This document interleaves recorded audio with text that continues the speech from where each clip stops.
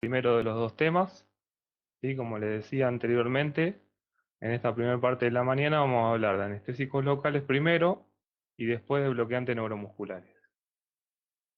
Son dos temas que si bien, o sea, no tienen mucho que ver en cuanto a los usos, ¿sí? Porque claramente, como lo indican los nombres, un grupo de fármacos van a lograr una especie de analgesia, mientras que otros una relajación muscular, pero comparten algunas similitudes que yo a veces le digo que por ahí está bueno estudiarlos en paralelo, digamos, porque tienen varias similitudes entre ambos grupos. Sí, de todas maneras, acá están divididos, así que vamos a arrancar por el primero de los grupos. Las diapositivas están hechas medio a modo de espejo, digamos, entre los dos temas para que ustedes puedan un poco ir viendo esas comparaciones y por ahí que les sea más fácil estudiarlos por asociación. Sí, entonces primero vamos a arrancar con anestésicos locales. Si los tenemos que definir de una manera rápida, decimos que son fármacos que producen un bloqueo reversible de la conducción nerviosa. ¿Sí? Ahora nos vamos a ir adentrando un poco en el mecanismo de acción, pero básicamente lo que hacen es no dejar que la información que transcurra a nivel de los nervios, sobre todo de los sensitivos, llegue a vías nerviosas superiores. ¿Qué fibras afectan o qué afectan los anestésicos locales? Si bien tienen digamos, una selectividad, o primero empiezan afectando las fibras nerviosas sensitivas, a la larga y con el tiempo terminan afectando tanto lo que es también lo autonómico y lo motor. Sí, acá siempre ponemos el ejemplo de muchos de nosotros por ahí no recibió ninguna intervención quirúrgica ni algún tipo de anestesia local, pero seguro que la gran mayoría de ustedes ha tenido que ir alguna vez a un odontólogo a hacer algún arreglo en algún diente, alguna muela, ¿sí? Y generalmente el odontólogo trabaja mucho con el anestésico local. Y lo que más de uno de ustedes habrá podido notar es que si bien cuando nos pone el anestésico local lo primero que dejamos de sentir un poco es la sensación, si no sentimos ni el tacto ni la sensación dolorosa, y eso le permite al profesional trabajar sobre la zona sin sentir dolor, a la larga notamos que hay una falta de todo tipo de estímulos, ¿sí? Tanto lo que es sensitivo como lo motor. De hecho, uno sale después de hacerse un arreglo del odontólogo y quiere tomar algo o hablar y parece que la mitad de la cara la tiene totalmente paralizada, se le chorrea lo que quiere tomar, ¿sí? Eso porque evidentemente no solo se afecta lo sensitivo, sino también se afecta lo motor. Ahora vamos a ir viendo también más adelante por qué se da este bloqueo un poco diferencial. Y por último, entonces, ¿para qué lo vamos a usar? O sea, ¿qué implicancia tiene este tipo de fármacos en la clínica o en la cirugía de, digamos, los quehaceres del médico veterinario? Básicamente porque son una muy buena herramienta para lo que es un bloqueo temporal del dolor, ¿sí? Acuérdense que es temporal, ¿sí?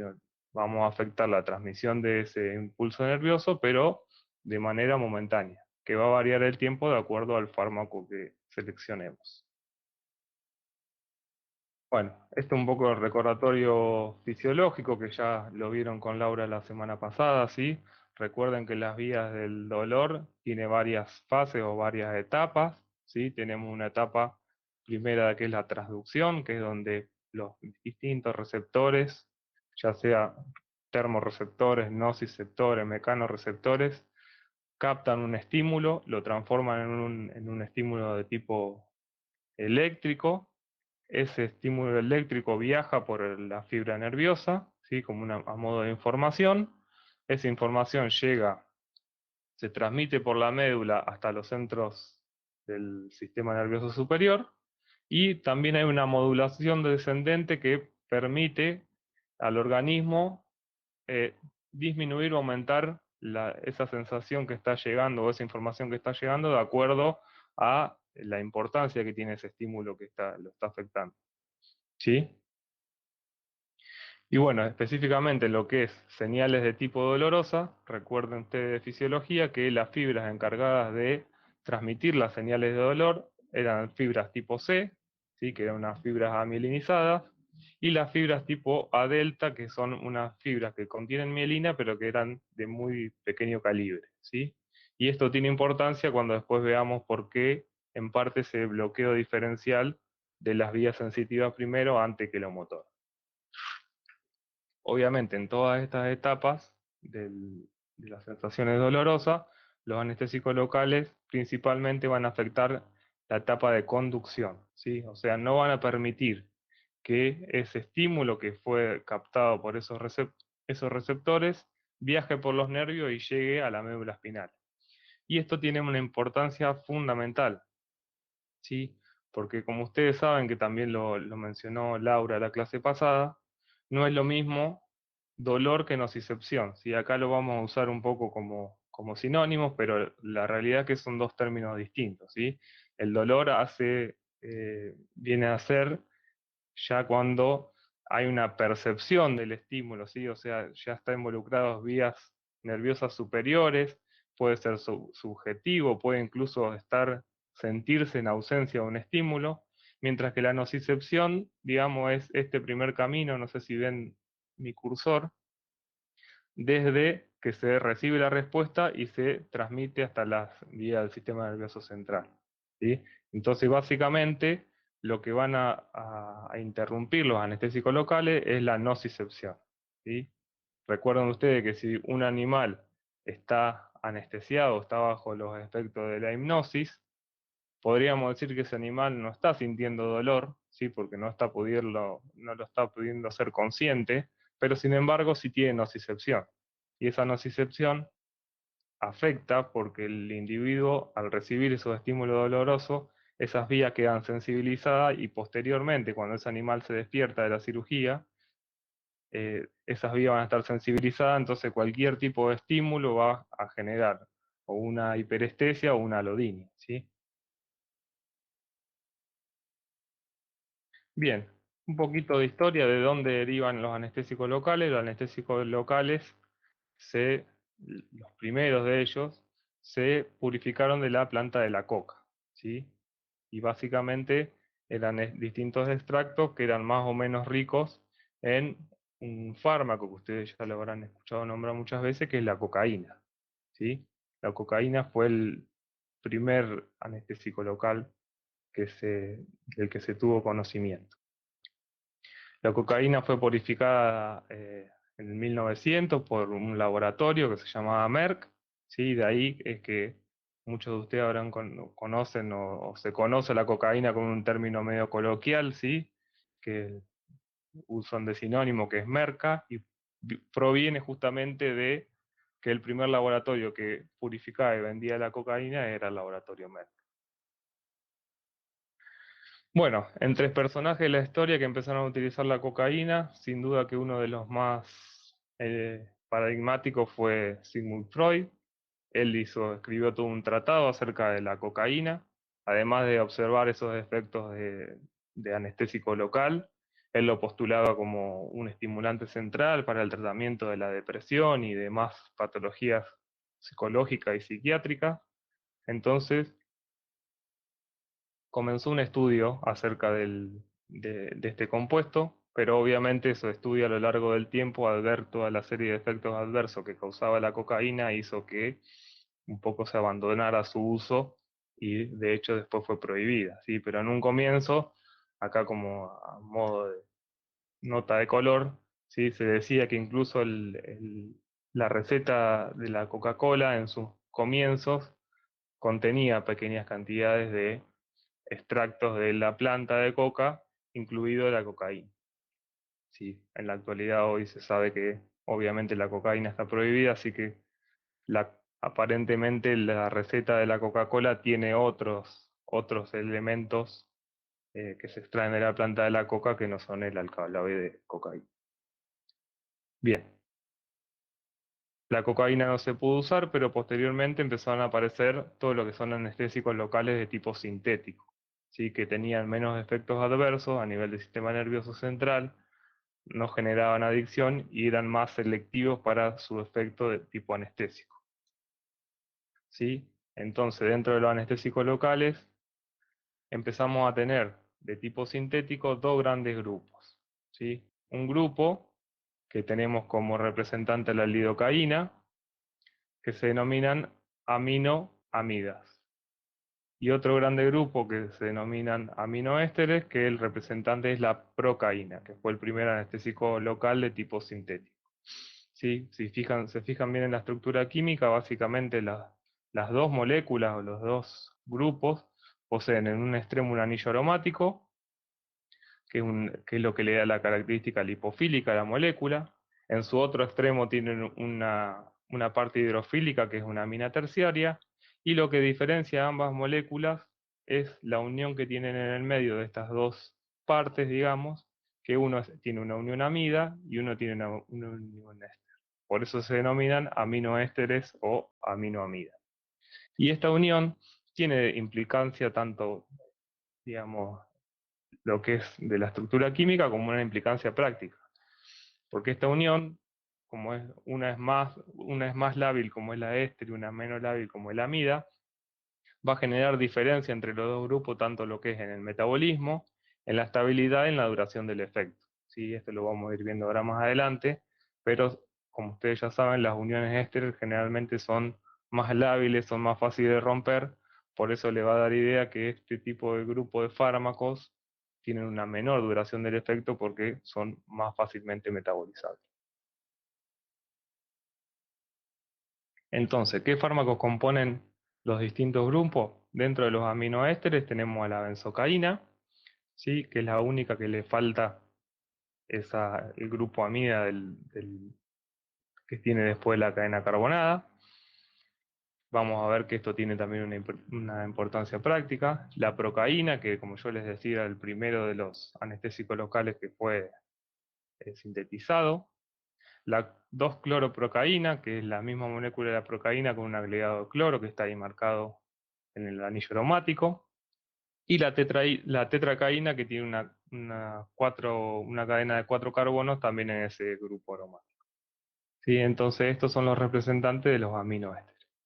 Vale aclarar que de todos estos, como yo les decía, por su labilidad y por el escaso duración de los efectos han ido quedando en desuso, ¿sí?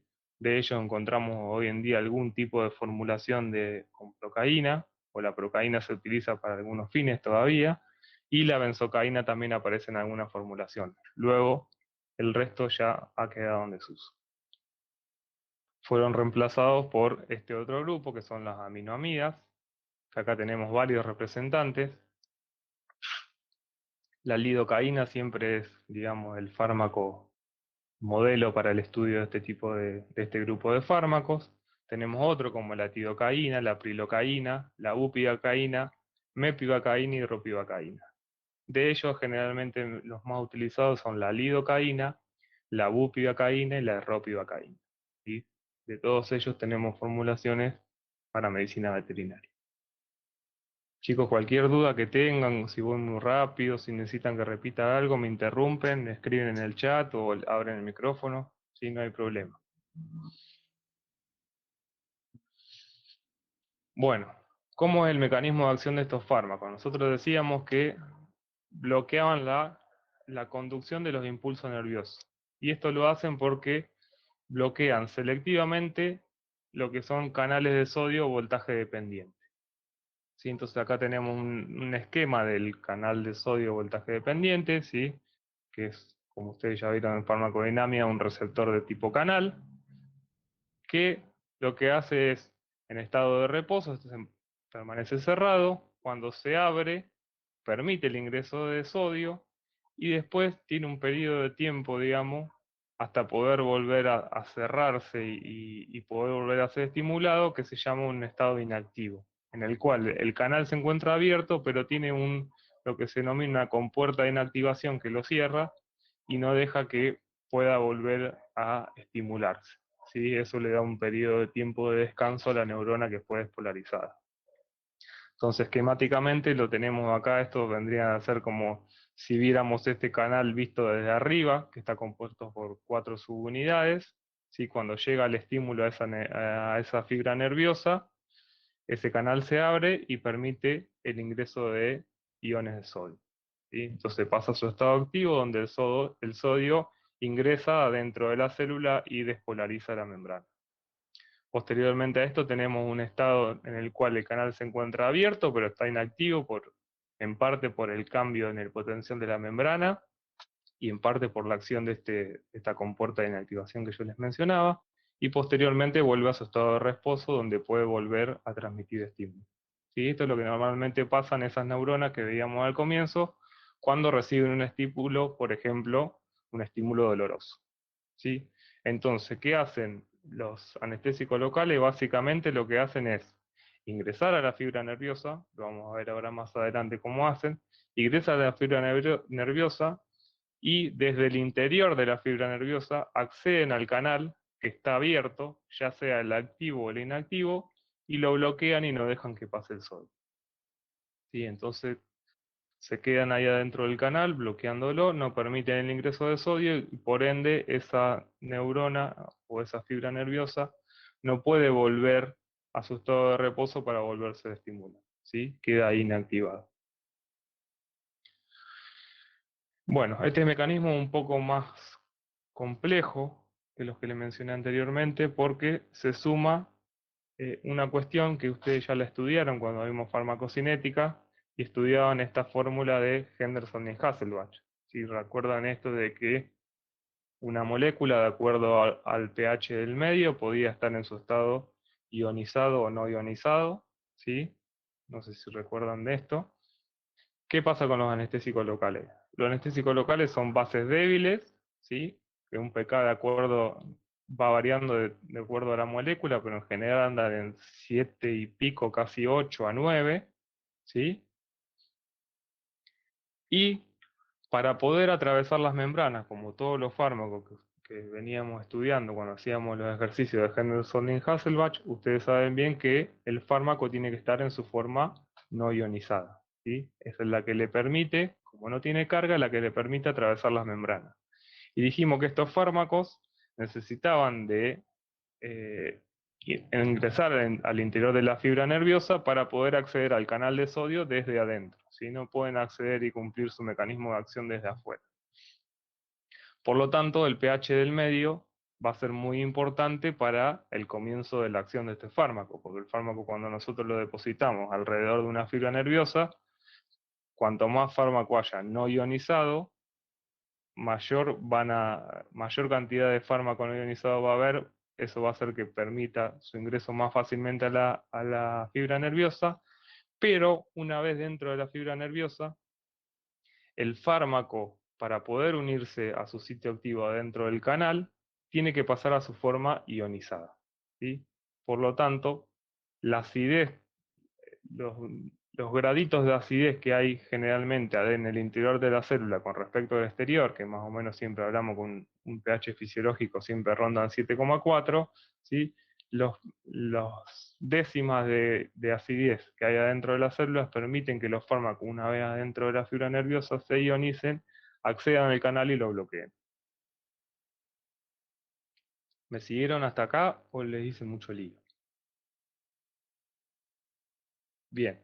¿Y esto por qué es importante? Recuerden ustedes que son bases débiles con un pK de 8 o 9. Quiere decir que con un pH de 8, suponiendo que el pK del fármaco sea 8, a un pH del medio de 8, va a estar el 50% en su forma ionizada y 50% en su forma no ionizada.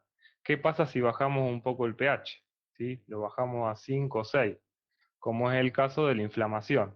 Si tenemos un tejido inflamado donde hay detrito, se produce una acidosis y hay un descenso del pH, cuando yo coloco el anestésico local y pretendo que ese tejido o que los nervios que están alrededor, las fibras nerviosas que están alrededor de ese tejido inflamado, sean desensibilizadas, ¿qué va a pasar? ¿Vamos a tener el efecto más rápido o más lento?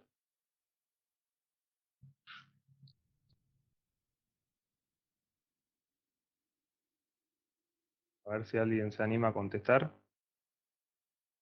Más lento, bien. O sea, vamos a tardar más en lograr el efecto, ¿sí?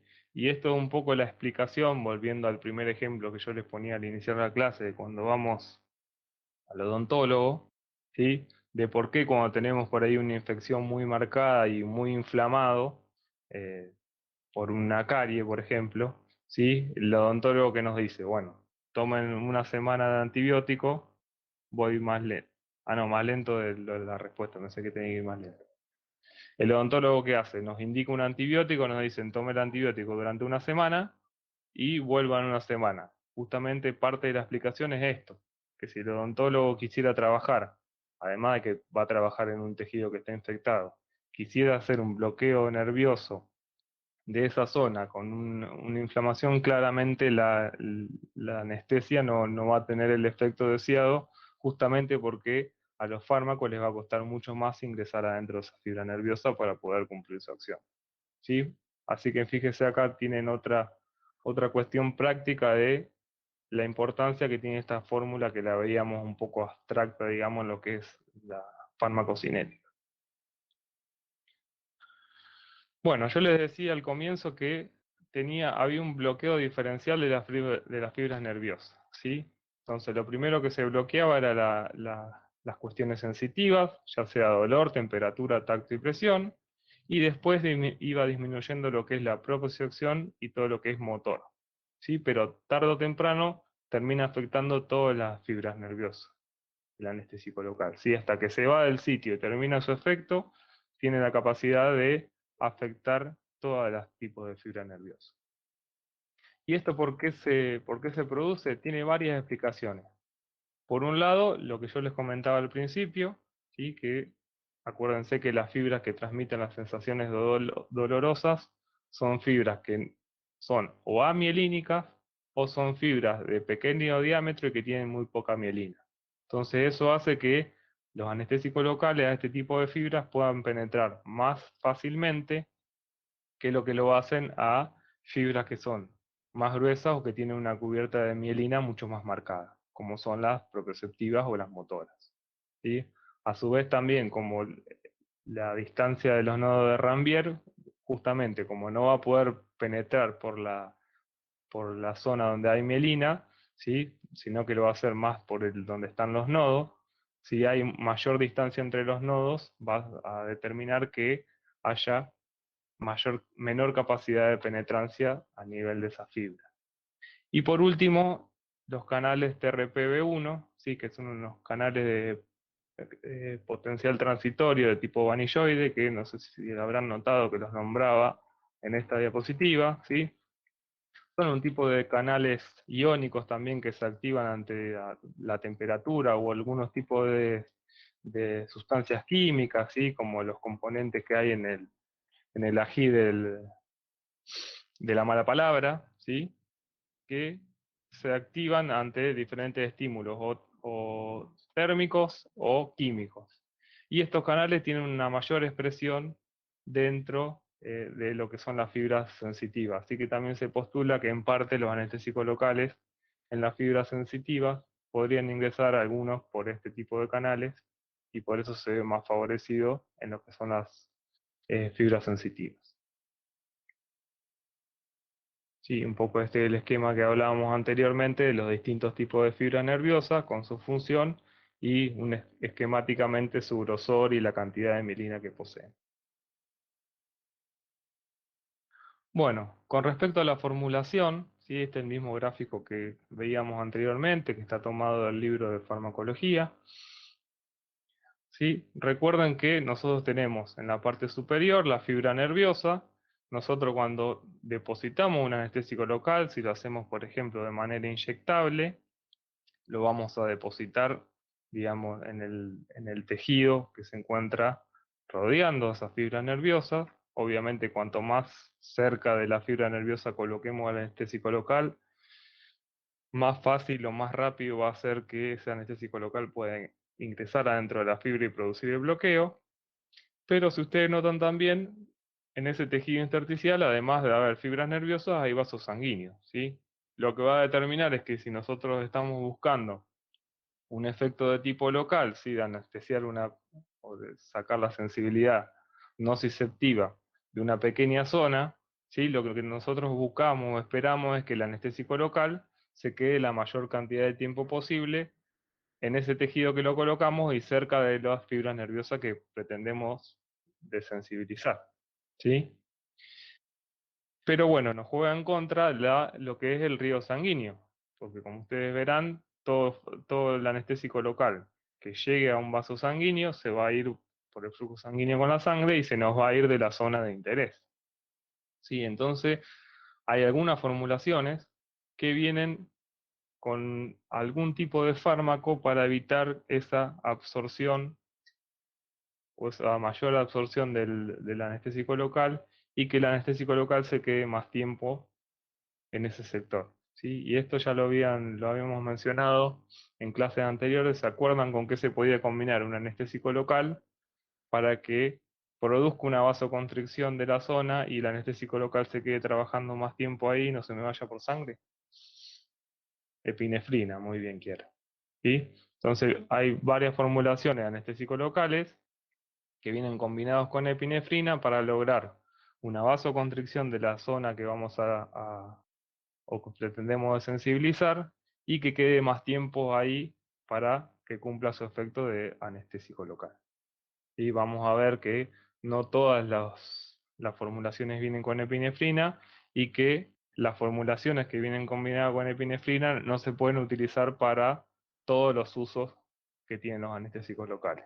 Y lo vamos a ir viendo más adelante. Entonces, como mencionábamos anteriormente, el, parte del comienzo y la duración del efecto va a estar dado. La velocidad de inicio de la acción, como yo les nombraba anteriormente, por la proximidad del anestésico local al sitio que queremos o a la fibra que queremos sensibilizar. ¿Sí? Vamos a ver que hay distintas herramientas para poder localizar los nervios y lograr colocar la mayor cantidad de anestésico local lo más cercano al nervio que queremos sensibilizar posible. ¿Sí? Entonces con eso vamos a acortar el tiempo de la velocidad de inicio de la acción. ¿Sí? Porque cuanto más cerca del nervio, más fácil le va a ser al anestésico local para ingresar a este y bloquear los canales de sodio.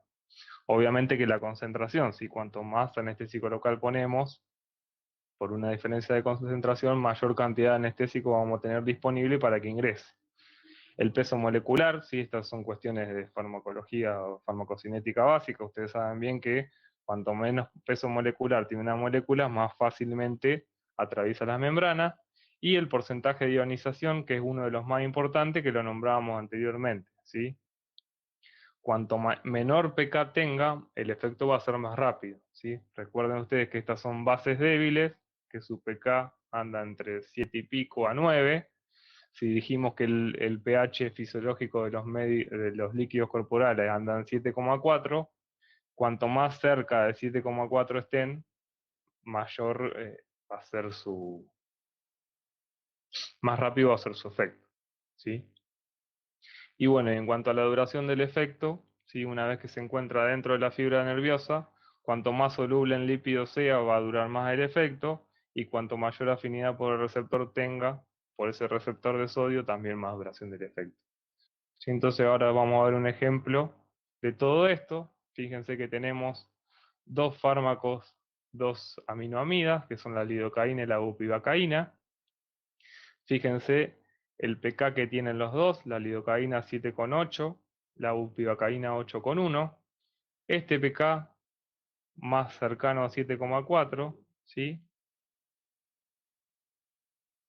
Hace que el inicio de la acción de la lidocaína sea mucho más rápida que la bupivacaína. Fíjense que la lidocaína, cuando nosotros la colocamos, a los 5 o 10 minutos ya tenemos el efecto que estamos buscando. Mientras que si utilizamos bupivacaína tenemos que esperar entre 20 y 30 minutos para empezar a trabajar con esa zona y realizar algún estímulo doloroso. Pero si miran lo que es la duración del efecto, el efecto de la lidocaína dura más o menos 1 hora y media, ¿sí? Mientras que el de la bupivacaína dura 5 o 6 horas. Y esto viene dado en parte cuando ustedes miran la partición, el coeficiente de partición octanol-agua, la bupivacaína es mucho más soluble en lípido, que decíamos que determinaba un poco la duración de su efecto, y obviamente tiene mayor afinidad por el receptor. Entonces, todas estas cuestiones son importantes a tener en cuenta porque tenemos que, a la hora de elegir un anestésico local, depende de lo que vayamos a realizar, ¿sí? Si vamos a hacer una maniobra de corta duración y queremos trabajar rápido, vamos a elegir la lidocaína, ¿sí? Porque tiene un inicio de acción rápido y de corta duración, pero si tenemos que hacer unas maniobras que son más prolongadas en el tiempo, por ahí nos vamos a inclinar más a una bupivacaína, que si bien tenemos que esperar más para trabajar, ¿sí? Nos da 5 o 6 horas de duración del efecto. Sí, estas son todas cosas que son importantes tener en cuenta porque si nosotros pretendemos desensibilizar con lidocaína y estar 2 horas realizando estímulos dolorosos, claramente en algún momento vamos a perder ese efecto del anestésico local. Bueno, yo le decía que las uniones de los distintos grupos afectaba en parte lo que es la duración del efecto y el metabolismo. ¿Sí? Entonces, en los fármacos o en el grupo de anestésicos locales que tengan una unión éster, el metabolismo va a estar dado por colinesterasa. Y como ustedes ya bien saben de las clases de metabolismo que tuvieron con Willy, ¿sí? Las colinesterasas se encuentran o están muy distribuidas en casi todos los tejidos, ¿sí? Tanto en el plasma como en los mismos tejidos donde nosotros estamos colocando el anestésico local. Esto determina que los aminoésteres tengan una corta duración de sus efectos, ¿sí? Porque inmediatamente que nosotros lo colocamos en un sitio, por la presencia de las mismas colinesterasas que puede haber en ese tejido, parte del anestésico local se nos va a ir degradando in situ. Mientras que las aminoamidas, como es el caso de la lidocaína, obviamente que su efecto de anestésico local termina cuando se absorben del tejido donde lo inyectamos y pasa a sangre, pero su metabolismo se produce por una oxidación a nivel hepático, ¿sí? Por amidasas que hay en el hígado. Por eso la duración del efecto, ¿sí?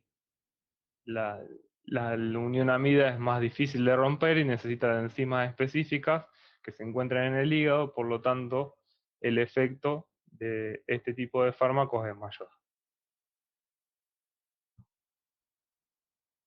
Bueno, con respecto a la toxicidad de este grupo de fármacos, claramente como son fármacos que afectan todo lo que son canales de sodio voltaje dependiente, evidentemente van a tener acción en otros sitios orgánicos, en otros tejidos, donde haya este tipo de canales iónicos voltaje dependiente, como son el sistema nervioso central y el sistema cardiovascular.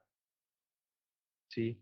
Entonces, fíjense, acá tiene en esta escala tienen las concentraciones plasmáticas de lidocaína como ejemplo y cómo a medida que vamos aumentando la concentración, del efecto buscado que buscamos originalmente, que es el que se produce a menor dosis, que es la analgesia, podemos ir generando distintos tipos de signos de intoxicación a nivel del sistema nervioso, que en un principio son excitadores y al final termina con apnea cuando llega a los centros respiratorios y la muerte. Y a nivel cardiovascular, ¿sí? Como afecta a los tejidos el sistema de conducción a nivel cardiovascular, va a generar distintos problemas en la conducción nerviosa con arritmia y colapso cardiovascular. ¿Sí?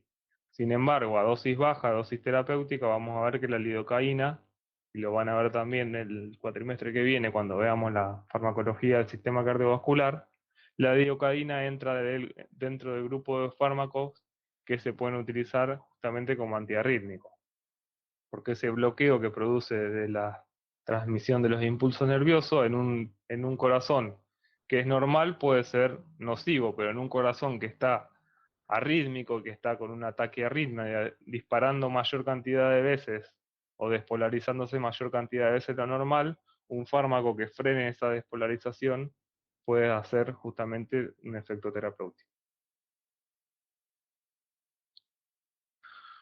Bueno, ¿cuáles son los usos de los anestésicos locales? ¿Sí? Como dijimos, como uso general, obviamente, o como efecto farmacológico general, van a lograr analgesia, ¿sí? Analgesia o anestesia.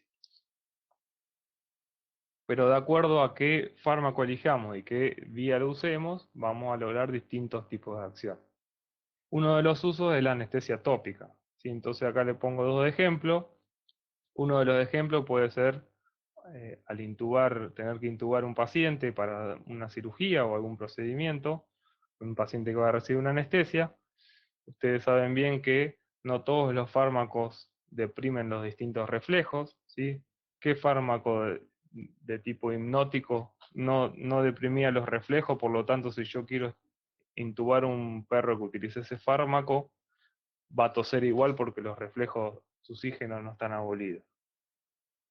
Bien, la ketamina. Y entonces yo tengo un animal que lo anestesié con ketamina y lo quiero intubar, ese animal va a toser igual por más de que tenga un grado de disociación del medio de hipnosis. Entonces la administración de 1 o 2 mililitros de lidocaína tópica o viene algún tipo de cremas para poner en el tubo de lidocaína, facilita la intubación justamente porque desensibiliza la vía respiratoria para poder intubar. Y después le coloco acá, esto es un ejemplo, digamos, no es para hacer propaganda de ninguna marca en particular, pero todo lo que sean productos dermatológicos, como este caso puede ser eh, una solución ótica, pero también puede ser algún tipo de crema tópica para alguna herida y demás. Cuando las cremas hablan de que tienen algún tipo de actividad analgésica, generalmente viene alguno de estos productos, como en este caso la benzocaína, que como yo le decía al principio, tiene una desventaja que como le falta esa parte hidrofílica, no puede ser formulada como solución, pero tiene como ventaja que se absorbe muy bien o atraviesa muy bien las membranas, y tanto la piel como las mucosas, por eso se utiliza mucho con las formulaciones tópicas. Otro uso de los anestésicos locales es para anestesia infiltrativa, ¿sí? Acá ya no colocamos el anestésico local en alguna superficie, sino lo que hacemos es con una aguja hipodérmica inyectar el anestésico local en, en el interior de un tejido, ¿sí? Acá como ejemplo le pongo, supongamos que vamos a hacer una castración de este animal y se puede usar una técnica preescrotal donde se accede a los testículos por delante del saco escrotal, ¿sí? Lo que se hace o lo que se puede hacer para disminuir el uso de anestésicos y para como una herramienta de analgesia multimodal es en la zona donde vamos a incidir, hacer previo a la incisión una infiltración con un poco de anestésico local. ¿Sí? Lo mismo cuando queremos extraer una verruga o alguna masa de pequeño tamaño, ¿sí? Se pueden hacer infiltraciones tipo en anillo alrededor de la masa y con eso desensibilizar la zona donde vamos a incidir.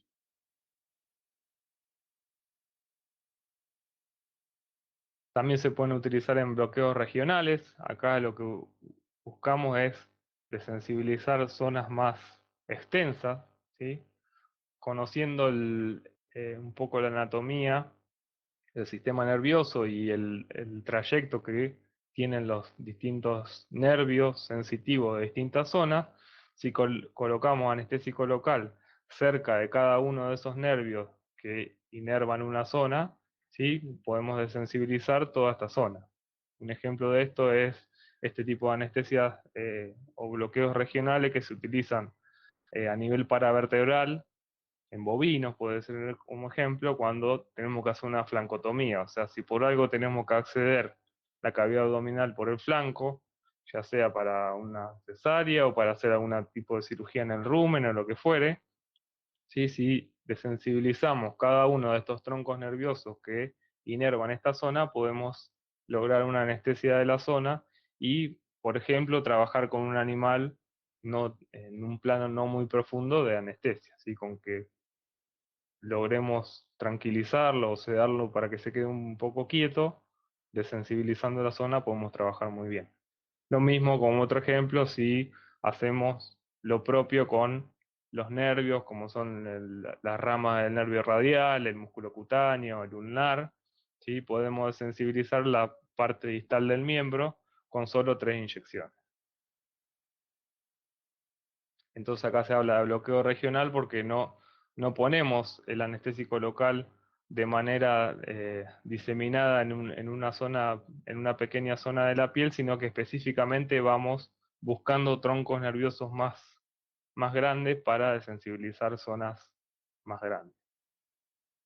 Y para ello yo les decía que tenemos distintos tipos de herramientas, ¿sí? Entonces lo que se cuenta con la clínica para ayudarnos a reconocer si estamos cerca o no del tronco nervioso que queremos desensibilizar, tenemos lo que es la neurolocalización con este aparatito, que lo que hace es emitir corrientes estimulatorias de baja frecuencia, digamos, ¿sí? Para saber si estamos cerca, si la aguja está cerca del nervio que queremos desensibilizar, o con ecografía, guiándonos por ecografía, podemos conocer el trayecto del nervio y colocar el anestésico local bien alrededor del nervio que queremos sensibilizar.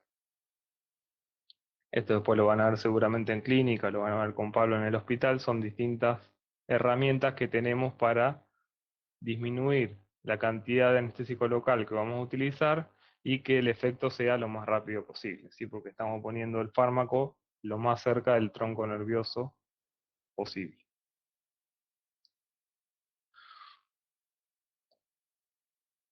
A ver, tenemos una pregunta.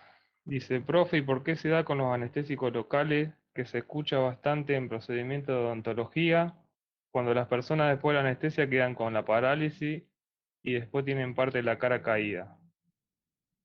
¿Cuál sería la diferencia que entre aplicar el fármaco para que genere anestesia local y para que quede? Bueno, eso es lo que hablábamos un poco al principio, ¿sí? Generalmente los troncos nerviosos, cuando ustedes estudiaron anatomía, la fibra nerviosa, tanto la sensitiva como las motoras, generalmente viajan juntas, ¿sí? Ustedes dentro de un nervio, muchos de los nervios, algunos son motores, otros son sensitivos, pero la mayoría son mixtos. Quiere decir que adentro de ese racimo de fibras nerviosas van fibras tanto sensitivas como motoras. Cuando nosotros colocamos el anestésico local cerca de esa fibra, obviamente que lo que nosotros buscamos es que se bloqueen los canales de sodio de la fibra sensitiva para desensibilizar la zona. Y esto es lo que ocurre en primera medida por lo que hablábamos antes de un poco de la facilidad que tiene el anestésico local para encontrar fibras nerviosas de menor calibre, de canales que se están abriendo con mayor frecuencia de descarga y demás.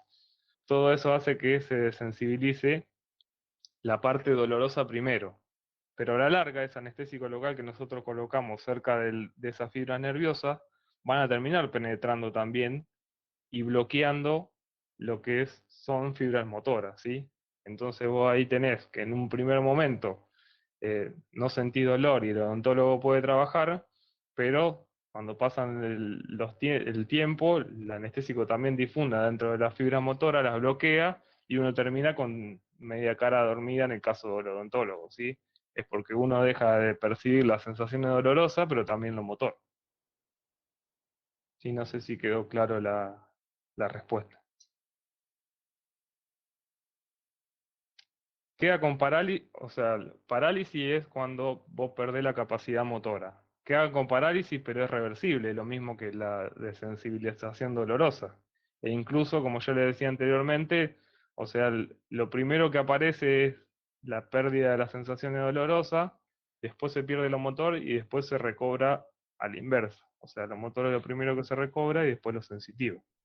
Pero la parálisis Hola, profe. es reversible. Sí, Sí, no, preguntaba porque he escuchado de casos en que gente después de ir al odontólogo queda, digamos, con una parálisis en la cara y se le cae como media cara, pero como que tiene que después ir a recuperación con algún y es profesional porque queda así, digamos. Esa era mi claro. pregunta en realidad. Bueno, ahí ya posiblemente pueda ser porque ya no es el efecto anestésico local, sino que el profesional al hacer la administración, digamos, vos si lo haces a ciega, uno conociendo la anatomía y sabiendo más o menos por dónde pasan los nervios, puedes tener la mala suerte de que con la punción, digamos, punzó el nervio, justamente. Entonces generó una inflamación o algo y ya, además del efecto del anestésico local, generaste un daño neurológico que posiblemente sea reversible y recuperable, pero es producto ya, para mí, más del daño físico con la aguja que del efecto del fármaco. Ah, perfecto. Gracias. De nada. Dice, en el caso de bloqueos que se le hace a los bovinos, el regional. que se bloquean varios troncos. En ese caso no sería conveniente utilizar una anestesia más bien general. Sí, sí, sí, es una opción, pero recordá que en el tema bovinos en particular, eh, muchas veces la cirugía y todo se hace a campo. Y si vos estás trabajando con un animal grande, medio en dócil y demás, se prefiere muchas veces hacer la cirugía con el animal de pie, e incluso a veces se trabaja hasta en la misma manga o en el cepo. ¿Sí? Entonces vos lo que haces es una tranquilización del animal, pero que mantenga la estación y vos desensibilizando lográs que ese animal no sienta dolor. Pero por otro lado, Laureano, la ventaja de hacer una anestesia, un bloqueo regional, es evitar todos los efectos indeseables de la anestesia general. Por Claro, eso, para intervenciones no muy invasivas, como puede ser una cesárea, una traumatología de un miembro, de hecho se hace en humanas así, sería como una ventaja respecto a los riesgos que te plantea la anestesia general. claro, Eh, claro, claro. Más en grandes animales donde vos no podás, no tenés un quirófano, no tenés monitoreo, entonces el riesgo anestésico siempre es mayor. y luego el animal se recupera más rápido también. O sea que Claro. desde el punto de vista práctico, como que te da ciertas ventajas. Para transferencia de embriones se usa también. Sí, sí, o sea, cualquier tipo de intervención que sea rápida, de corta duración y que vos tengas acceso al tronco nervioso que vos querés bloquear, se puede hacer. ¿Sí?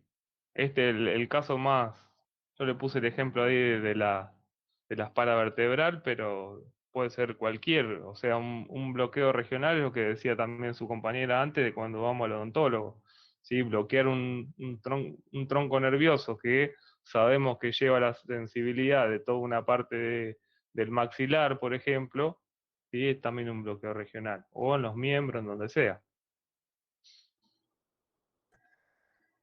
Y para transferencia de embriones hay que anestesiar, no me Y a lo no creo mejor que haya que... a la hora de colocarlos, ¿sí? Si tenés que hacer un abordaje por el flanco, capaz que sí. No tengo mucha No, experiencia en el tema, pero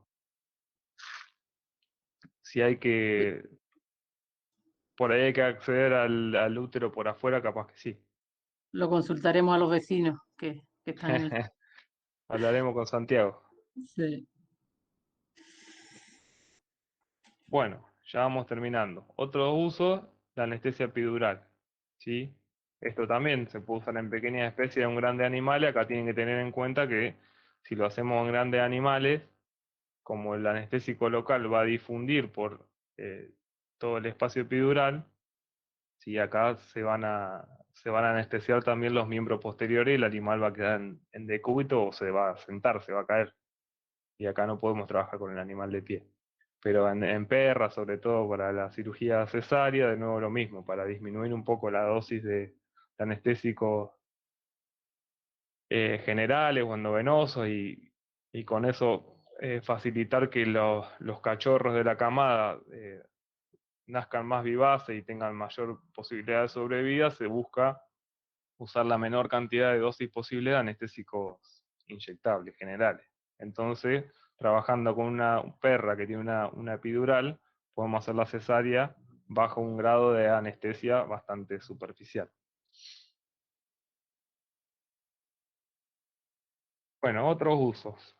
La lidocaína, que yo se las nombraba anteriormente, yo les había dicho que también se puede utilizar como antiarrítmico, ¿sí? En algunos casos de ataque de arritmia, y también está muy difundido y sobre todo en lo que es los anestesistas, ¿sí? Lo que es las infusiones continuas. O sea, acá ya no trabajamos la lidocaína como un anestésico local, sino que lo usamos combinado con otros fármacos, como puede ser dosis baja de ketamina y algún opiáceo, como fentanila o morfina, y lo que se hacen son goteos a muy baja dosis, goteos continuos, ¿sí? Una infusión continua de lidocaína. Esto tiene o hay que tener algunas cuestiones a tener en cuenta. Por ejemplo, no se puede hacer en gatos, ¿sí? Porque los gatos son muy sensibles a la lidocaína, entonces una infusión de lidocaína endovenosa puede ser tóxica para los gatos. No se puede usar la lidocaína que tenga o que venga combinada con epinefrina, ¿sí? Porque vamos a tener los efectos sistémicos que da una administración o un goteo continuo de epinefrina, y así que tiene que ser la lidocaína sola y a muy bajas dosis. Para algunos casos está indicado para un control del dolor.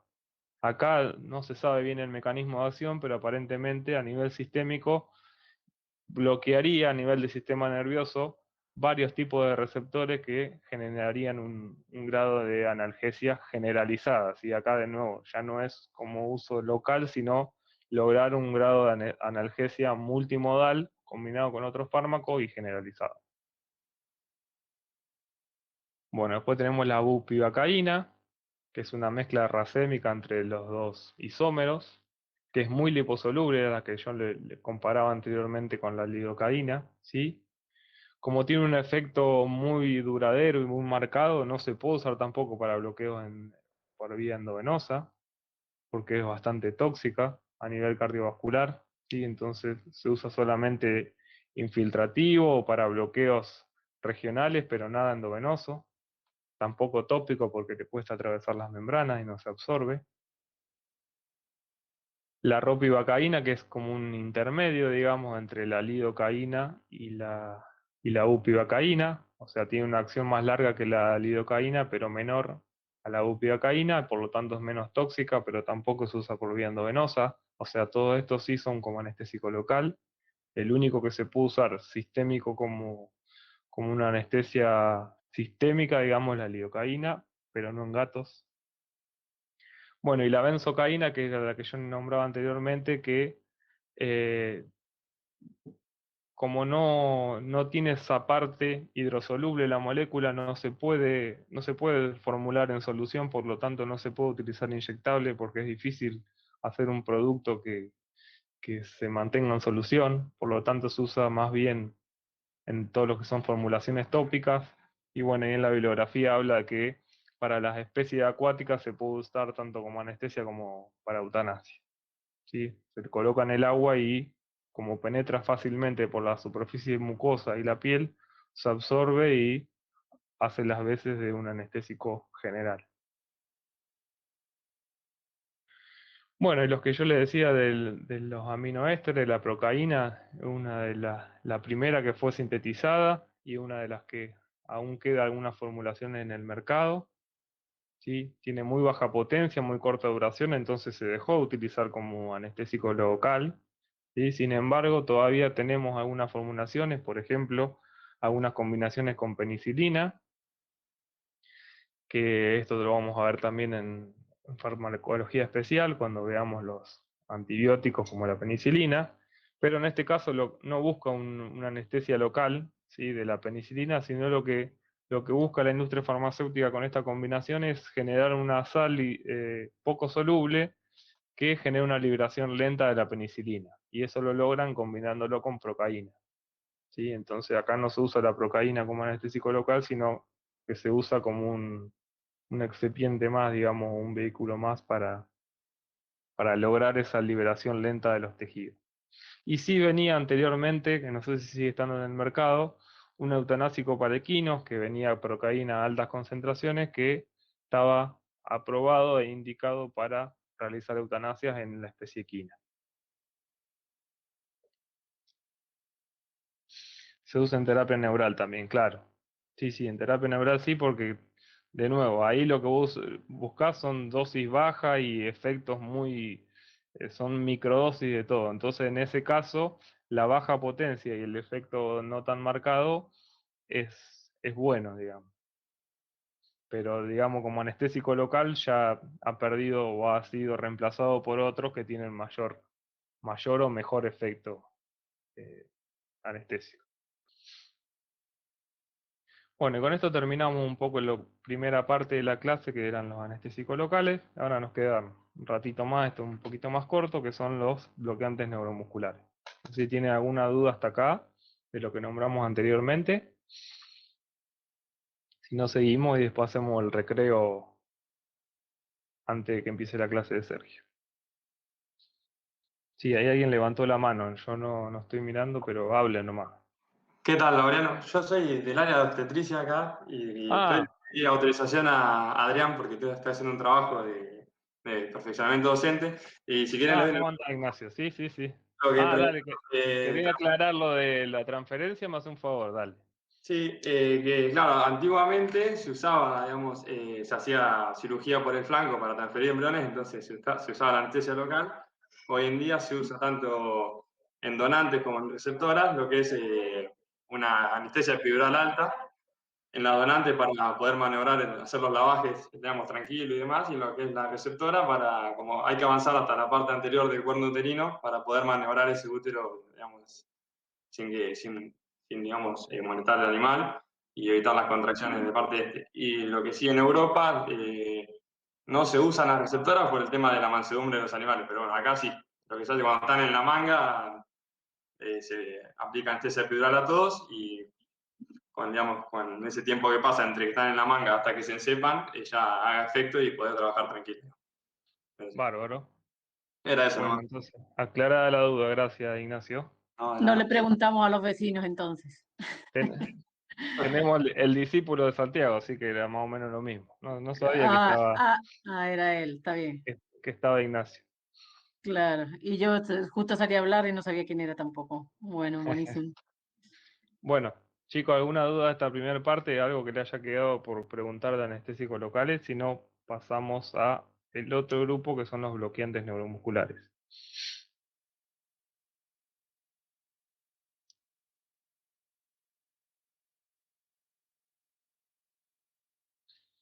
Bueno, seguimos entonces. Bien, bueno, nos vamos entonces ahora de grupo, ¿sí? Dejamos atrás el dolor y ahora lo que vamos a bloquear, digamos, es la contracción muscular, ¿sí?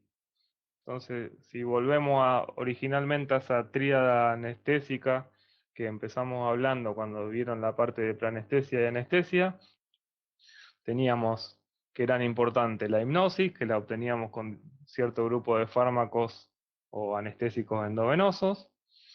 Necesitamos también alcanzar la analgesia, entonces dentro de la analgesia una de las herramientas que tenemos, además de distintos fármacos que tenían algún efecto analgésico de tipo central o periférico, o ambos como los opiáceos, y tenemos el grupo de los anestésicos locales que hablamos anteriormente como otra posible herramienta para generar analgesia, y ahora nos vamos a la tercera parte de la tríada de la anestesia, que es la relajación muscular, ¿sí? Que también teníamos distintos grupos de fármacos que actuaban a distintos niveles o por distintos mecanismos y que generaban relajación muscular, y ahora vamos a ver un grupo particular de fármacos que se llaman bloqueantes neuromusculares, también lo van a escuchar como bloqueantes neuromusculares periféricos, o lo van a escuchar como derivados del curare, ¿sí? Porque es la planta que originalmente provienen.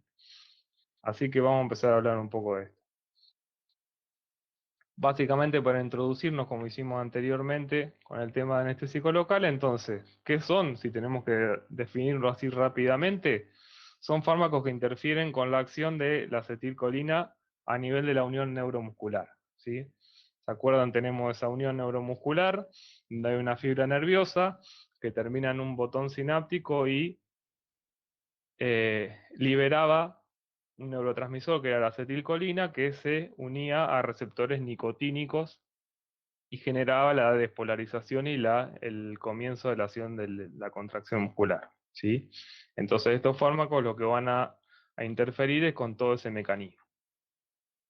Entonces, ¿qué van a afectar? Justamente todo el movimiento iónico que se generan luego de la activación de los canales nicotínicos, que es necesario para que se produzca, como ustedes ya saben de fisiología, la liberación de calcio, del retículo sarcoplasmático, que cambie, modifique la acción de la miosina con la actina, ¿sí?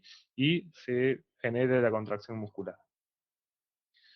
Y para qué se usan justamente es para relajar temporalmente lo que es musculatura estriada, ¿sí? Recuerden que la musculatura lisa tiene otra fisiología de acción, entonces acá estos bloqueantes neuromusculares van a trabajar solamente con lo que es musculatura estriada o somática. Entonces, de nuevo, un poco un recordatorio fisiológico de lo que veníamos hablando, ¿sí? Cuando tenemos un impulso nervioso que llega por un nervio, en este caso motor, ¿sí? Ya no estamos hablando de fibras nerviosas sensitivas, sino que estamos hablando de fibras nerviosas motoras. Cuando llega el impulso nervioso a la terminal sináptica, se genera una entrada de calcio, la entrada de calcio genera que, o favorece que se exociten vesículas que contienen acetilcolina, la terminal sináptica, y esa acetilcolina lo que hace es unirse a sus receptores, que en este caso son en la unión neuromuscular los nicotínicos, genera una despolarización de la membrana del tejido de la célula muscular, ¿sí? Y se producen toda la serie de cambios que llevan a la contracción muscular. Entonces, este tipo de fármacos van a trabajar justamente a ese nivel. ¿De dónde provienen los bloqueantes neuromusculares? Bueno, provienen, como yo les decía, de el curare, que son un conjunto de químicos que se extraen de varias plantas originarias de acá de América, de la selva amazónica sobre todo, ¿sí? Que se utilizaban en los dardos o en las cerbatanas para inmovilizar las presas por parte de los indios que iban a cazar. ¿Sí? Entonces se empezó a estudiar a ver qué compuestos había, qué compuestos activos habían en el interior de ese extracto que se obtenía de estas plantas, y se obtuvo el primero de ellos, que es la tubocularina.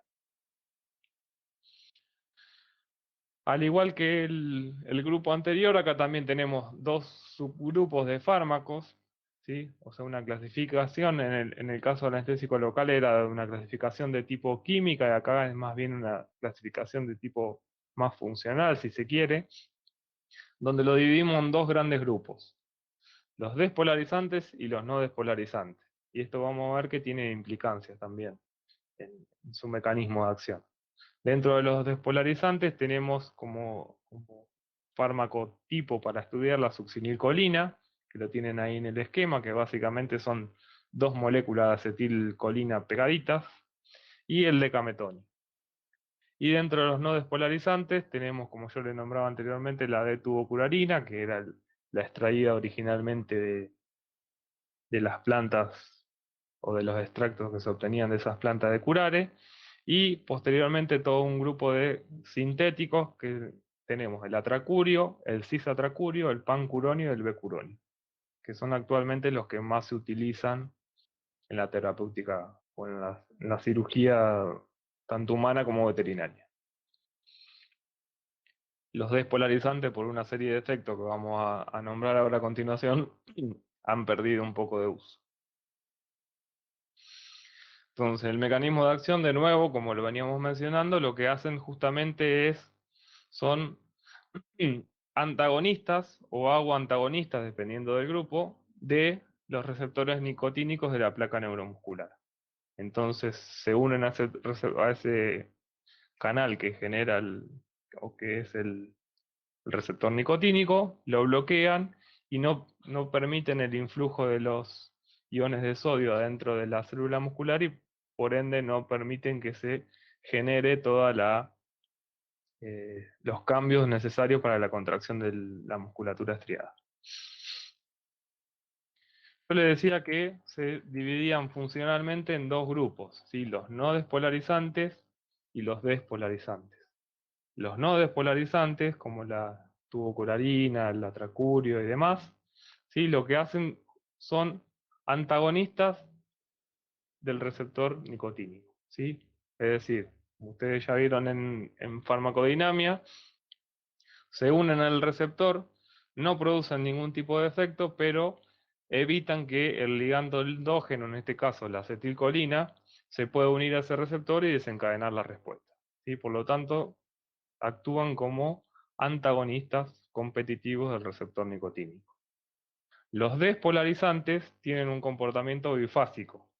Quiere decir que en una primera medida se unen, actúan como agonistas de ese receptor, o sea, generan o permiten una despolarización de la membrana, que eso se va a traducir cuando uno lo ve clínicamente, porque se generan pequeñas contracciones en toda la musculatura, pero luego se quedan unidos al receptor nicotínico, no se despegan y por lo tanto terminan trabajando como un antagonista. Por eso son agoantagonistas. ¿Sí? Entonces la parálisis flácida se produce luego de una corta etapa de despolarización y fasciculaciones musculares. ¿Sí? ¿Se quedó claro la diferencia?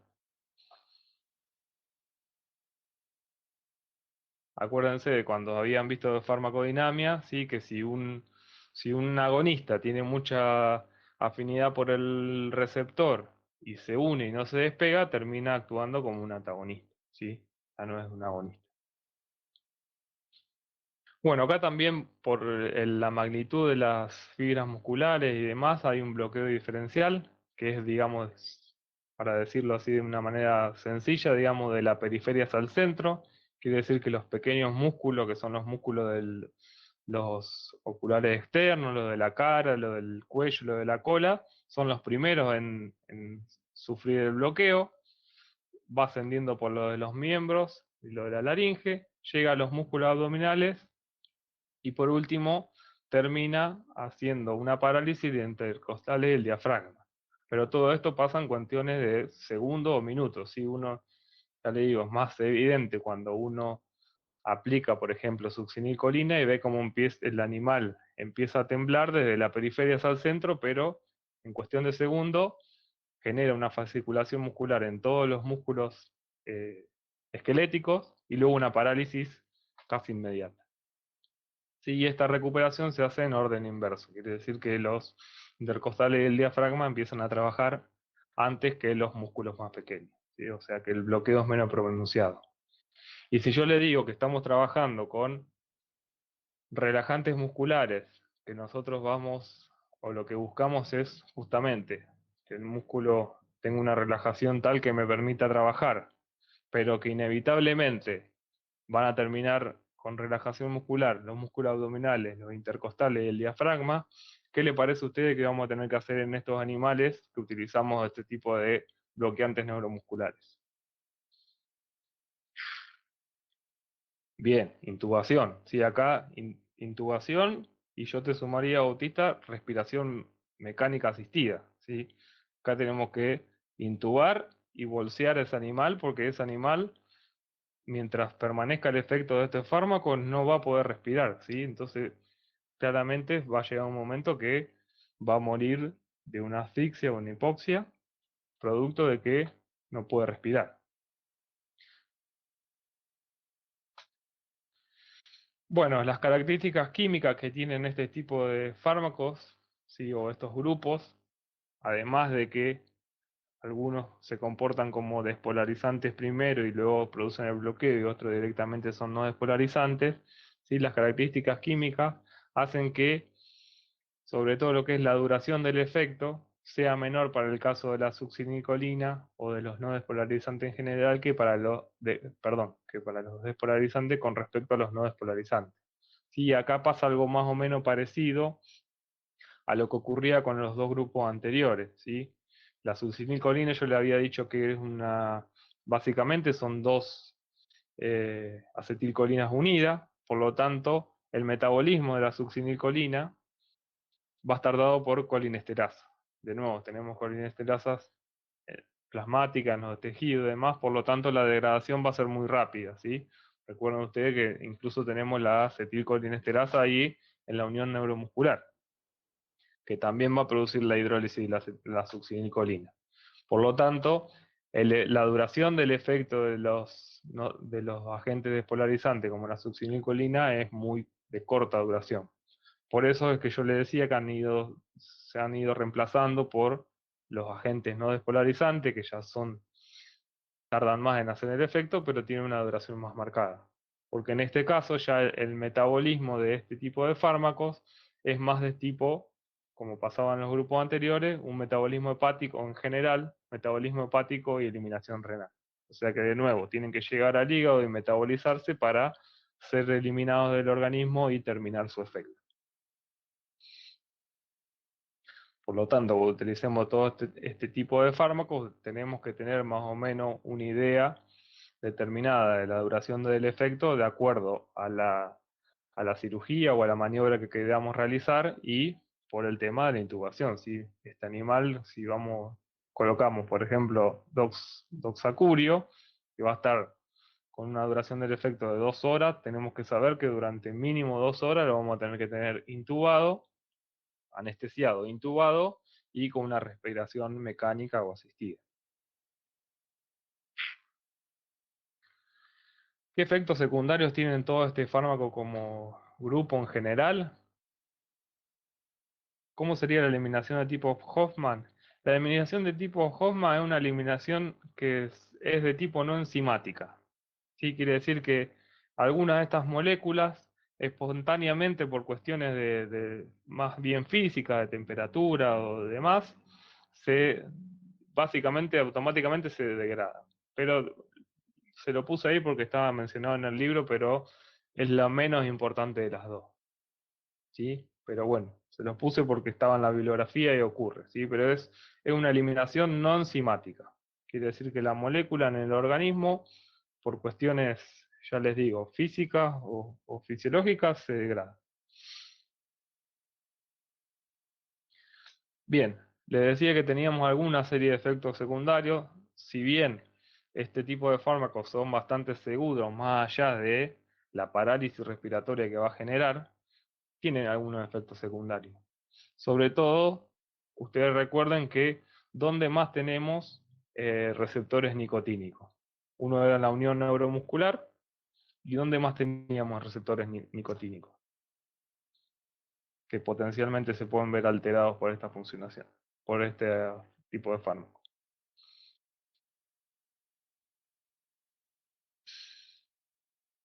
En el sistema nervioso, ¿sí? No en el sistema nervioso central, porque fíjate que en la diapositiva yo les puse este tipo de fármaco no penetra la barrera hematoencefálica, por lo tanto no alteran digamos, el funcionamiento del nivel del sistema nervioso central. Pero sí tenemos receptores nicotínicos en las uniones neuronales. ¿Sí? ¿Se acuerdan que cuando hablaban del sistema nervioso parasimpático, tanto eh, el sistema nervioso autónomo, tanto el simpático como el parasimpático, la conexión entre las dos neuronas estaba mediada por receptores también nicotínicos y por la acetilcolina, ¿sí? Entre la neurona presináptica y la postsináptica. Por lo tanto, si bien con mucha menor afinidad, esos receptores nicotínicos potencialmente se podrían ver en parte alterados por el efecto de estos fármacos y generar algún efecto de tipo simpático mimético o simpático lítico, por eso ven ahí la hipotensión o hipertensión. Después, en algún caso en particular, también la liberación de histamina, para el caso de la D-tubocurarina, que por eso un poco también se dejó de utilizar, que esto es, digamos, propio de este tipo de fármaco, y el aumento de la presión intraocular, sobre todo en los despolarizantes, porque esas contracciones que generan los músculos previo a la flacidez, ¿sí? Puede generar que la contracción de los músculos oculares genere un aumento de la presión intraocular.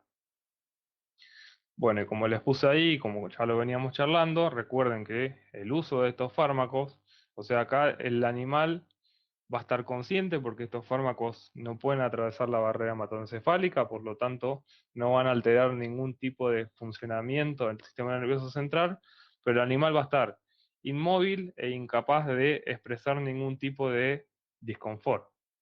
Por lo tanto, si nosotros utilizamos este tipo de fármacos sin generar una hipnosis y sin intubar al animal y hacer una respiración mecánica, el animal va a morir, pero va a morir consciente, ¿sí? No lo va a poder expresar, porque no va a poder ni vocalizar ni moverse, pero va a morir, ¿sí?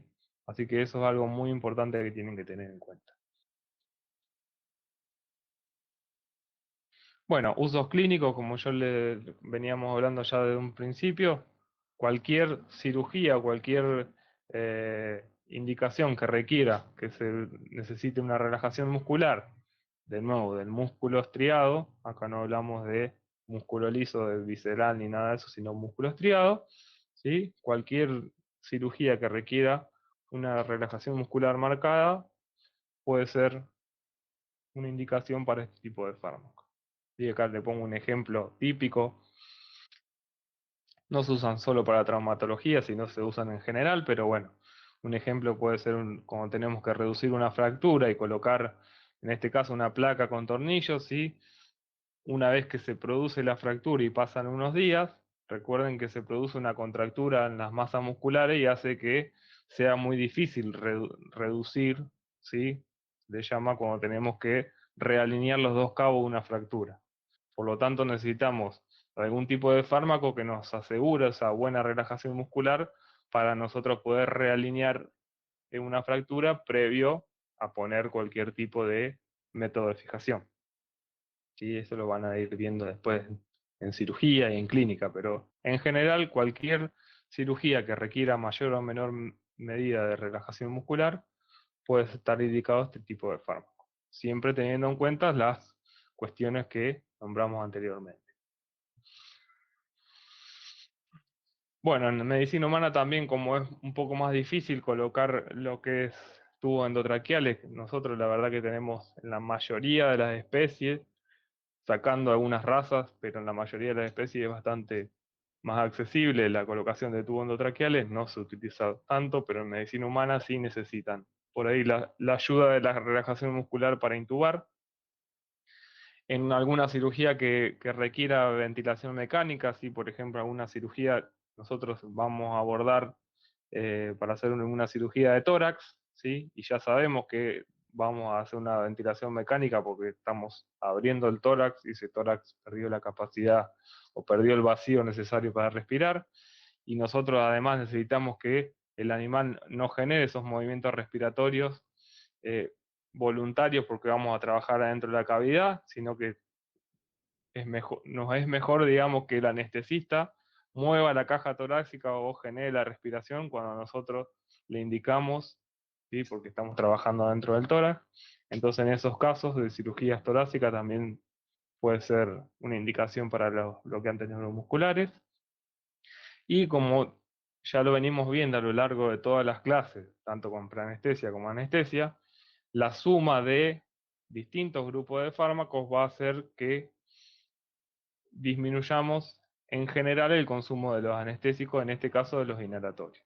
¿Sí? Pero en general lo que buscamos, recuerden cuando hablamos de una anestesia balanceada, es que al sumar fármaco y sumar efectos bajemos las dosis totales de cada uno o las dosis individuales de cada fármaco y con eso disminuimos la posibilidad de efectos adversos, de toxicidad y demás. Recuerden si siempre que van a hacer vayan a utilizar este tipo de, o sea, la intubación endotraqueal ya medio como que es una obviedad porque hoy en día yo creo que es mala praxis, digamos, anestesiar cualquier animal, generar una anestesia profunda sin intubarlo, así que ya es medio una obviedad, pero sí la ventilación mecánica, o sea, no solo colocar el tubo, sino hacer una ventilación mecánica o bolsear ese animal para que respire, porque si no, se nos va a morir. Y bueno, y este grupo de fármacos, para ir terminando, tenemos la capacidad de hacer un bloqueo, una reversión del bloqueo neuromuscular.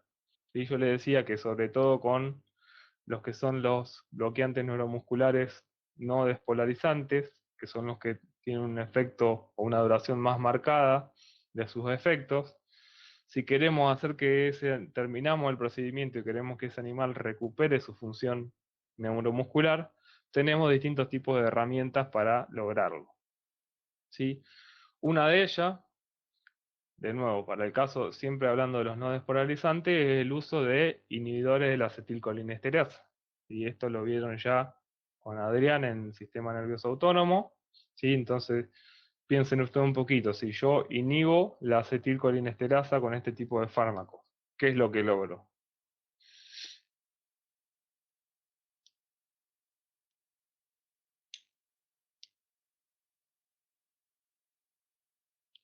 ¿Qué pasamos cuando inhibíamos la acetilcolinesterasa?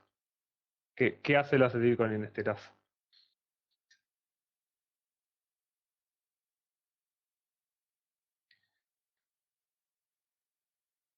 No, es en el caso de los despolarizantes. Acá lo tienen que pensar al revés. Yo estoy queriendo lograr una reversión clínica del bloqueo. Quiere decir que yo quiero que esos músculos se vuelvan a contraer.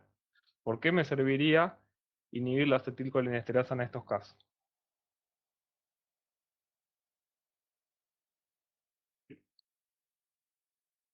Justamente, la respuesta que me dieron ustedes es, ahí está, queda más acetilcolina en el espacio sináptico. ¿Sí? Entonces, yo dejo la acetilcolina en el espacio sináptico, esa acetilcolina compite con este tipo de fármacos, ¿sí? Y desplaza los bloqueantes del receptor nicotínico y logramos nuevamente el efecto. Su respuesta viene bien a colación de por qué no se usan inhibidores de acetilcolinesterasa para el caso de los bloqueantes neuromusculares despolarizantes, como en el caso de la succinilcolina. En ese caso sí, como yo le había dicho que la succinilcolina se degrada también por la acetilcolinesterasa, si yo colocara este tipo de inhibidores cuando uso succinilcolina, estoy dejando más tiempo la acetilcolina para que compita con la succinilcolina, pero a su vez estoy impidiendo que se degrade la succinilcolina. Entonces, digamos, en el efecto neto no logro la reversión clínica del bloqueo. Pero en los no despolarizantes, habíamos dicho que su efecto termina por pasaje a la sangre y metabolismo hepático, en estos casos sí me sirve que yo dejo más tiempo la acetilcolina en esa unión, sí, en esa hendidura sináptica, y la acetilcolina empieza a competir con este tipo de fármaco para desplazarlo y volver a lograr ese tono muscular. Ahora, segunda pregunta de repaso de lo que habían visto anteriormente. ¿Por qué dice neostigmina y no dice fisostigmina? ¿Qué diferencia había entre la neostigmina y la fisostigmina?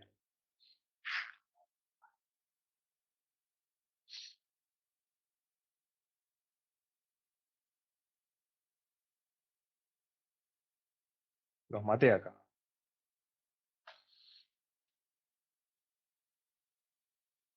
Ah, ahí está. Bien, Bautista. ¿Sí? Recuerden que acá estamos trabajando a nivel periférico, ¿sí? Son bloqueantes neuromusculares periféricos. Es decir, estamos trabajando en la unión del nervio con los músculos.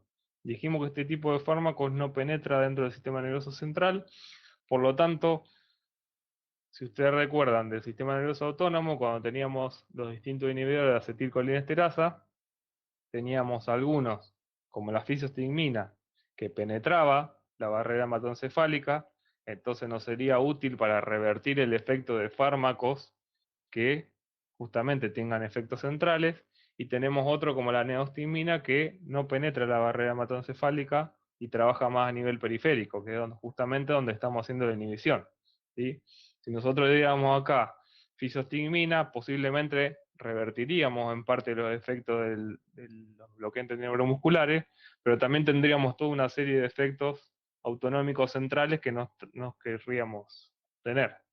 ¿Sí? Bueno, y por último, los bloqueantes neuromusculares, también los no despolarizantes, al igual que esa reversión clínica farmacológica que se puede hacer con inhibidores de la acetilcolinesterasa, hay una especie de antídoto, si se quiere, que se llama Sugamadex, ¿sí? Que es un agente que lo que hace es unirse, captar la molécula de bloqueante neuromuscular y facilitar su eliminación. ¿Sí? Por lo tanto, hace una especie de neutralización química, por eso le digo que es una especie de antídoto. ¿Sí? Podría ser uno de los ejemplos cuando veían en farmacodinamia lo que son el antidotismo químico, digamos. En este caso hay una interacción química entre el Sugamadex y los bloqueantes neuromusculares no despolarizantes que lo, digamos, lo capta y facilita su eliminación, y con esto también logramos que se termine el efecto porque no quedan ahí en la unión neuromuscular para sufrir el efecto. Bueno, y esto fue todo en esta primera parte de la mañana. Voy a dejar de compartir. ¿Tienen alguna duda o algo que quieran preguntar?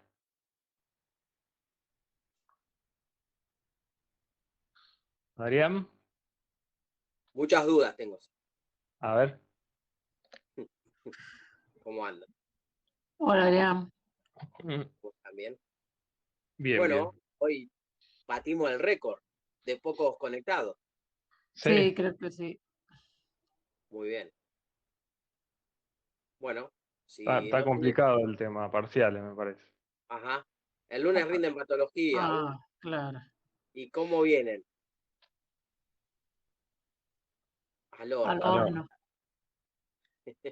Bueno, Bueno. ahí, Bueno, ahí chicos. había una. Dale, sí. Dicen el caso de los despolarizantes. Preguntaba, ahí se me fue para arriba. Kiara. En el caso de los despolarizantes no tenés muchas herramientas farmacológicas para revertir los efectos clínicos, pero ten en cuenta que están bastante en desuso, así que lo bueno es que ya no se usan más y que los efectos de los despolarizantes son de muy corta duración. Quiere decir que usás succinilcolina y con intubar el paciente 10 minutos es suficiente, con lo cual no tiene tampoco mucho sentido buscar una reversión porque el efecto es muy, muy rápidamente pasajero. ¿Sí? La reversión es más útil en estos fármacos que tenés 2 horas o más horas de duración de los efectos. Eso es importante, lo que pregunta Kiara, y para que lo razonen, aprovechando, bueno, que se lleven un plus los que se conectaron, porque muchas veces preguntamos eso, o sea, si algún otro fármaco, justo los que van a ver ahora, que les va a dar Sergio después, si sirven para revertir o no, por ejemplo, los estimulantes centrales, ¿no? O sea, no me voy a spoilear la clase, pero Sí, sí, piensen, no le hice la pregunta justamente por eso. claro, pero piensen en o sea, para contestarla ustedes tienen que pensar en el mecanismo que está teniendo estos fármacos que les acaba de explicar Laureano, y qué es lo que produce. O sea, lo que producen estos fármacos es un bloqueo del receptor nicotínico. Y eso en una sobredosis termina afectando a los músculos respiratorios. Entonces, yo la manera que tengo, si quisiese revertir eso, tengo que actuar en el mecanismo de acción, si quiero buscar un antídoto. Entonces, la pregunta muchas veces que le hacemos tiene que ver con eso, que, bueno, que tiene que ver con un fármaco que ahora va a explicar Sergio, y que obviamente tampoco sirve para revertir un caso de intoxicación. Lo que le decía Laureano es cierto, vos esto lo podés atemperar teniendo el animal intubado, y le das una respiración mecánica hasta que el fármaco se vaya del organismo. Bien. ¿Sergio está conectado? No Yo sé, no lo he ¿A qué visto. hora, a qué hora habían quedado? Y hacemos como siempre, 10:15, ¿les parece? 10 y Yo ahora le 4, mando un mensaje. media horita de descanso, Le sí. damos media hora de descanso. Sí, media hora de descanso y seguimos con estimulantes centrales. Dale, yo ahora le mando un mensaje a Sergio para avisar. Dale, listo chicos, nos vemos en media horita. Chao. Adiós. Adiós. Un corte y enseguida volvemos. Un corte y una quebrada.